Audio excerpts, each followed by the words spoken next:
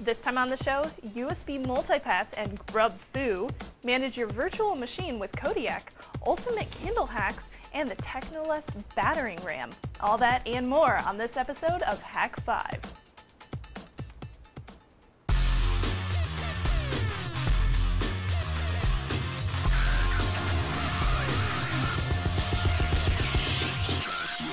So, following up on the ESXi series that I think I accomplished the goal that I set out to. Got a couple emails inquiring about ways to manage the ESXi servers or your ESX or your virtual center servers outside of Windows. Now, there really isn't a really good way to do that yet. There's a gentleman, his name escapes me, but it's by Bluebear software, and the application is called Kodiak. And basically, it's cross-platform due to the fact that it's an Adobe Air application. So you've probably got Air installed if you're using TweetDeck or the Hak5 application that you can use to watch on your desktop. This uses Adobe Air, and while it's in very private beta right now, I have a copy that I'm going to show you right now. So what we're going to do is we're just going to launch Kodiak. Kodiak's up here and running, and we're going to type in our server IP, which is 10.10.1.182. The username is root, and the password, of course.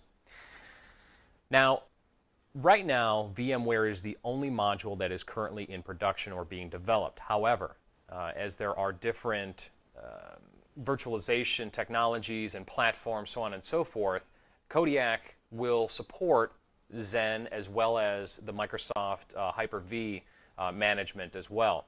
So right now it's processing the inventory. Once that's done, it's going to show us kind of an interesting view of our topography of our virtual system, which is installed on the server that we're connecting to. All right, and here is the topography that I was talking to you about. It's kind of a spider-ish looking graph of hosts and clusters, and there's some information that really kind of struck me the first time that I actually saw it, and it's a very interesting way to look at everything aside from just a single virtual machine here and there. Here we could see this Apollo Bez server, which is no longer in production, is actually using a whole crap load of the system memory.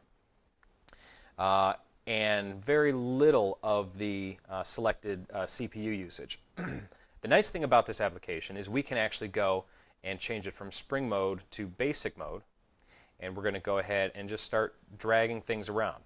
So I can make things a whole lot easier for myself to read. So I've got external IPs, my DMZ, my internal, things of that nature.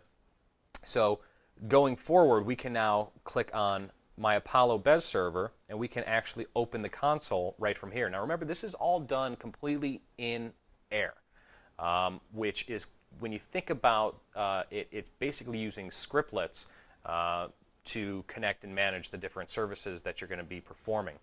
So here we've got our local console session, and while the performance isn't native to what you'd be running on Windows, it is good enough to get the job done. So we can see down here, looks like I haven't updated my Bez server in a while, which is probably a bad thing. So we're going to double click on that. The Express install is fine. Click install. And this is actually running in a live environment in my office on the other side of town. So here we go. It's initializing the installation, and once that's done, it's going to reboot. So we're good to get out of here. Now the actions that you can do, like I said, are scriptlets. The nice thing about this is there's a single button to reboot to the BIOS if you ever need to manage the, what have you, different CD or boot from something else.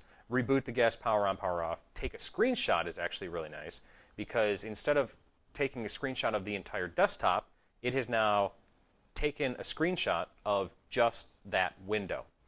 So if you're looking for more information, I highly suggest you go check out Kodiak by Bluebear Software. The link is right here. For more information, hit up the forums at forums.hak5.org or email me directly, matt@hak5.org. All right, so we're going to get the rest of the crew back in here to wrap this bitch up, but